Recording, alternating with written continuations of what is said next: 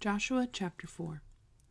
When the whole nation had finished crossing the Jordan, the Lord said to Joshua, "Choose 12 men from among the people, one from each tribe, and tell them to take up 12 stones from the middle of the Jordan, from right where the priests stood, and to carry them over with you, and put them down at the place where you stay tonight." So Joshua called together the 12 men he had appointed from the Israelites, one from each tribe, and said to them, "Go over before the ark of the Lord your God into the middle of the Jordan. Each of you is to take up a stone on his shoulder, according to the number of the tribes of the Israelites, to serve as a sign among you. In the future, when your children ask you, 'What do these stones mean?' tell them that the flow of the Jordan was cut off before the ark of the covenant of the Lord. When it crossed the Jordan, the waters of the Jordan were cut off. These stones are to be a memorial to the people of Israel forever." So the Israelites did as Joshua commanded them. They took 12 stones from the middle of the Jordan, according to the number of the tribes of the Israelites, as the Lord had told Joshua, and they carried them over with them to their camp, where they put them down. Joshua set up the 12 stones that had been in the middle of the Jordan at the spot where the priests who carried the ark of the covenant had stood, and they are there to this day. Now the priests who carried the ark remained standing in the middle of the Jordan until everything the Lord had commanded Joshua was done by the people, just as Moses had directed Joshua. The people hurried over, and as soon as all of them had crossed, the ark of the Lord and the priests came to the other side while the people watched.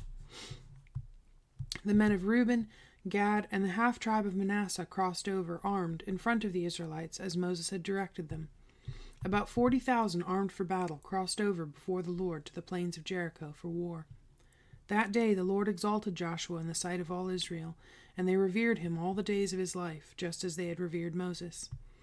Then the Lord said to Joshua, "Command the priests carrying the ark of the testimony to come up out of the Jordan." So Joshua commanded the priests, "Come up out of the Jordan." And the priests came up out of the river, carrying the ark of the covenant of the Lord. No sooner had they set their feet on the dry ground than the waters of the Jordan returned to their place and ran at flood stage as before. On the 10th day of the first month, the people went up from the Jordan and camped at Gilgal on the eastern border of Jericho. And Joshua set up at Gilgal the 12 stones they had taken out of the Jordan. He said to the Israelites, "In the future, when your descendants ask their fathers, 'What do these stones mean?' tell them Israel crossed the Jordan on dry ground. For the Lord your God dried up the Jordan before you until you had crossed over. The Lord your God did to the Jordan just what he had done to the Red Sea when he dried it up before us until we had crossed over.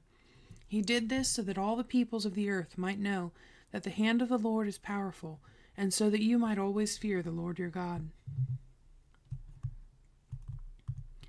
Chapter 5.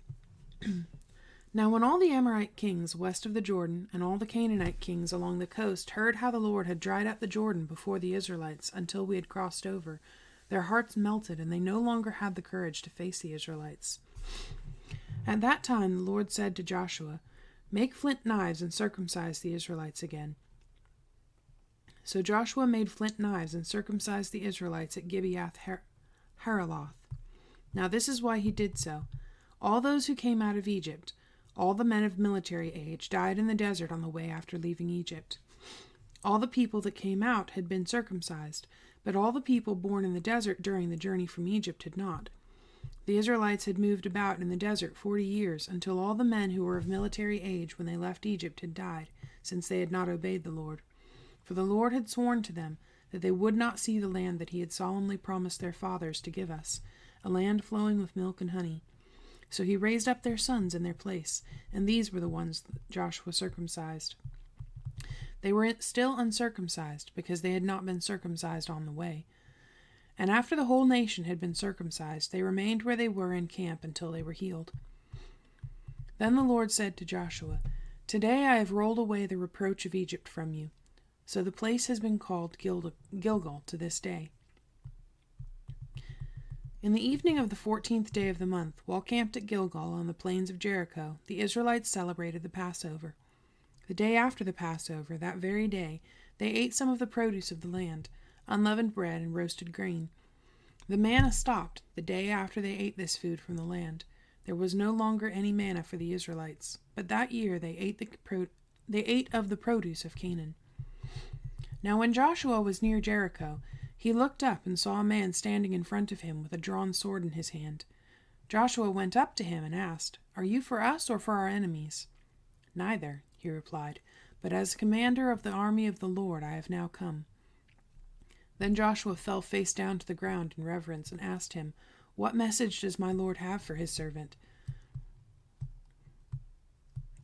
The commander of the Lord's army replied, "Take off your sandals, for the place where you are standing is holy." And Joshua did so. Chapter 6. Now Jericho was tightly shut up because of the Israelites. No one went out and no one came in. Then the Lord said to Joshua, "See, I have delivered Jericho into your hands, along with its king and its fighting men. March around the city once with all the armed men. Do this for 6 days. Have 7 priests carry trumpets of ram's horns in front of the ark. On the 7th day, march around the city 7 times, with the priests blowing the trumpets. When you hear them sound a long blast on the trumpets, have all the people give a loud shout. And then the wall of the city will collapse, and the people will go up, every man straight in." So Joshua son of Nun called the priests and said to them, "Take up the ark of the covenant of the Lord, and have 7 priests carry trumpets in front of it." And he ordered the people, "Advance, march around the city with the armed guard going ahead of the ark of the Lord." When Joshua had spoken to the people, the 7 priests, carrying the 7 trumpets before the Lord, went forward, blowing their trumpets, and the ark of the Lord's covenant followed them. The armed guard marched ahead of the priests who blew the trumpets, and the rear guard followed the ark. All this time the trumpets were sounding. But Joshua had commanded the people, "Do not give a war cry, do not raise your voices, do not say a word until the day I tell you to shout. Then shout." So he had the ark of the Lord carried around the city, circling it once. Then the people returned to camp and spent the night there. Joshua got up early the next morning, and the priests took up the ark of the Lord.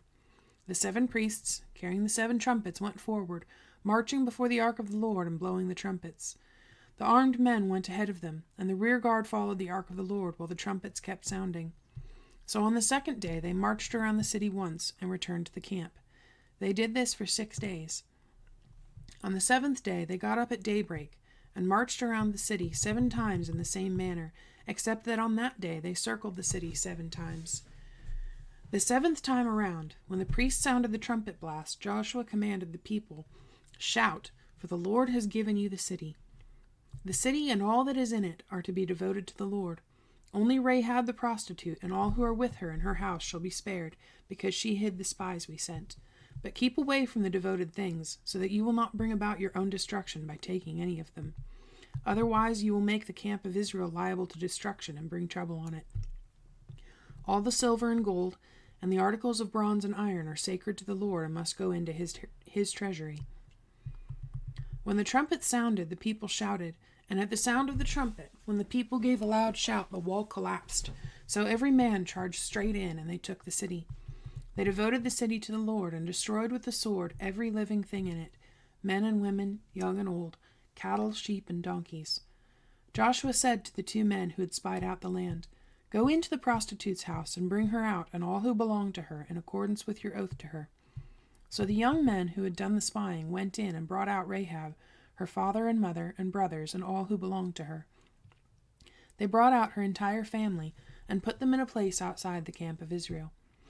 Then they burned the whole city and everything in it, but they put the silver and gold and the articles of bronze and iron into the treasury of the Lord's house. But Joshua spared Rahab the prostitute with her family and all who belonged to her, because she hid the men Joshua had sent as spies to Jericho, and she lives among the Israelites to this day. At that time Joshua pronounced this solemn oath, "Cursed before the Lord is the man who undertakes to rebuild this city Jericho. At the cost of his firstborn son will he lay its foundations. At the cost of his youngest will he set up its gates." So the Lord was with Joshua, and his fame spread throughout the land.